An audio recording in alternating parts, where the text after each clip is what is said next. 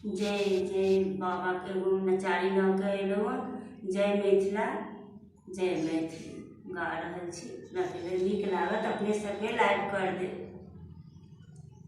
बाबा कहिया दर्श देखायब सब दिन रहलहुँ आस लगाए। ओ बाबा कहिया दर्श देखायब सब दिन रहलहुँ आस लगाए। दूर दूर सँ हम फूल लोढ़ी लेलहुँ, दूर दूर सँ फूल लोढ़ी लेलहुँ। देलहुँ डाली सजाए, दूर दूर सँ बाबा फूल लोढ़ी लेलहुँ। देलहुँ डाली सजाए, एक बेर बाबा दर्शन दीतहुँ, एक बेर बाबा दर्शन दीतहुँ। सब फूल दीतहुँ चढ़ाए, बाबा रहलहुँ आस लगाए। ओ बाबा कहिया दर्श देखायब सब दिन रहलहुँ आस लगाए। दूर दूर सँ जल भरि लेलहुँ, दूर दूर सँ जल भरि लेलहुँ।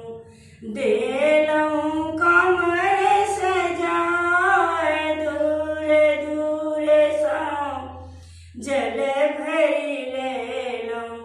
देलहुँ कमर सजाए, एक बेर बाबा दर्शन दीतहुँ, एक बेर बाबा दर्शन दीतहुँ।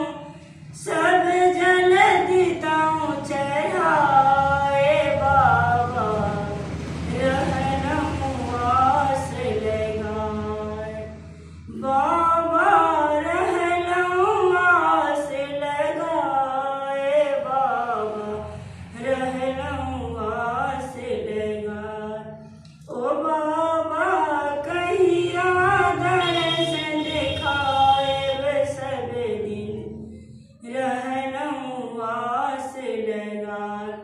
दूर दूर सँ फल तोड़ि लेलहुँ, दूर दूर सँ बाबा फल तोड़ि लेलहुँ। देलहुँ डाली भराए, दूर दूर सँ बाबा फल तोड़ि लेलहुँ। देलहुँ डाली भराए, एक बेर बाबा दर्शन दीतहुँ, एक बेर बाबा दर्शन दीतहुँ। सब फल दीतहुँ चढ़ाए, बाबा रहलहुँ आस लगाए।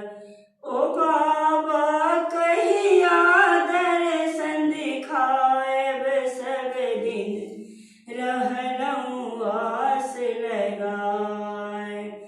दूर दूर सँ बेलपत्र तोड़ि लेलहुँ, दूर दूर सँ बेलपत्र तोड़ि लेलहुँ। देलहुँ डाली भराए, एक बेर बाबा दर्शन दीतहुँ, एक बेर बाबा दर्शन दीतहुँ। सब बेलपत्र दीतहुँ चढ़ाए, बाबा रहलहुँ आस लगाए। ओ बाबा कहिया दर्श देखायब